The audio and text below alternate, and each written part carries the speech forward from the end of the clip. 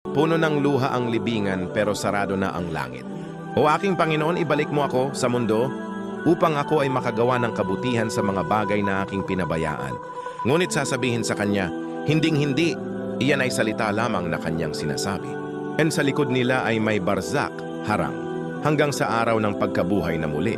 Isipin mo ito, isang nilalang na nasa loob ng kanyang libingan, gising na ang kanyang kaluluwa, pero huli na ang lahat.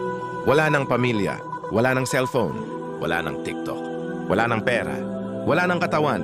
Ang tanging meron ka ay pagsisisi. Umiiyak ka, nanginginig ang iyong kaluluwa. Sinasabi mo, Rabbi Jiun, o aking Panginoon, ibalik mo ako. Pero ang sagot ng langit ay malamig at matigas. Kala, hinding-hindi. Hindi na ito ang mundo. Hindi ito ang lugar ng aksyon. Nasa barzak ka na. Isang mundo sa pagitan ng buhay at ng muling pagkabuhay. Sa lugar na ito, hindi ka na makapagsisisi. Ang bawat iyak mo ay wala ng halaga sapagkat ang oras ng pagsisisi ay nasa mundo, hindi sa libingan.